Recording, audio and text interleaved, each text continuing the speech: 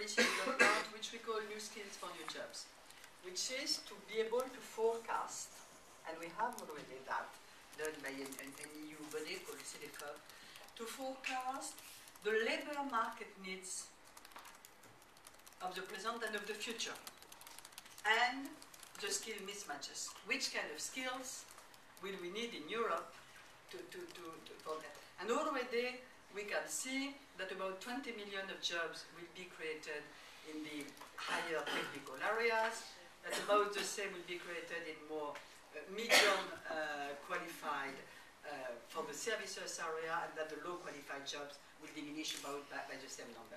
So if we have this forecast, and if we pull together, which we are doing, the employers, the trade unions, and the training providers of all kinds, I think we will help a lot. And this initiative, which is underway and which we will strengthen, could help in this context. The second element, when we discuss with the business sector, they are very nervous here in Europe with the lack of research engineers, more sophisticated maybe than in the past. And transdisciplinary skills are very important, and our forum, Business and Universities, is also devoted to that. So again, we try to help to better match labor market demands and skills, in particular to avoid brain drain. That's very clear. That's by the way, this kind of thing is a priority of the Czech presidency, of the present Minister for Education, certainly. Violeta Bulc from Slovenia.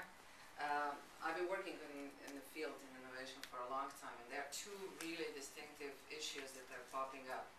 One is, and I wonder if you will address this at all, is that no matter how good a program you put in, the mindsets of policymakers, of those that actually support the execution of the project, is very vertical. They really are not trained and educated in horizontal cooperation. So I wonder if you have any program for that kind of group of people and actors in the innovation space to really be able to support. And they really try and want to, but they don't have knowledge. They really don't understand. And the second thing is that I find one of the biggest obstacles in the field is the cultural mindset of local communities where this innovation is created.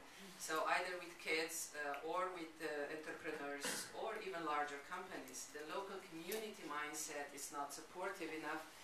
And again, what can we do? Because Europe are local communities. US doesn't have that, right? But we do have to address this a bit more openly, and probably through training and lots of projects that will really help communities to understand, parents, teachers, citizens, because it's good just to create the sense that it's great to be innovative. You know, it's great to stick out.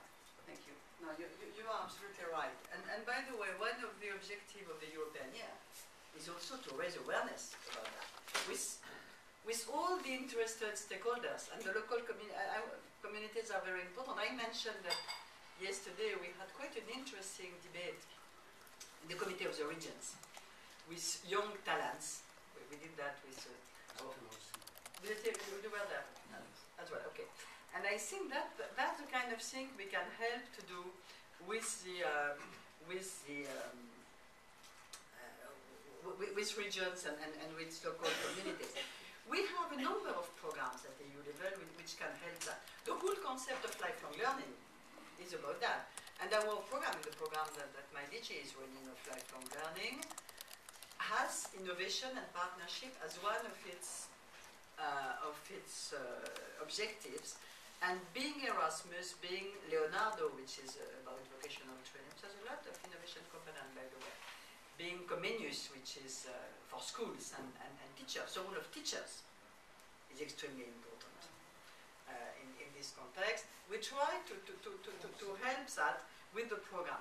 The structural funds of the EU, which is the bulk of the money going to the regions and to the local communities, both through the regional fund, especially on research and innovation in general, and through the social fund, on providing adequate training, can play a role of that. And one of our objectives in the year, again, is to try to help also the various EU funding to be better targeted.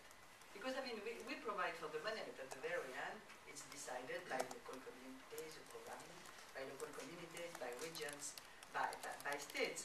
So to help to use the funding in a more innovative way, and not only to fund traditional nice motorways, which is quite important by the way, but to have a much more innovative approach on funding.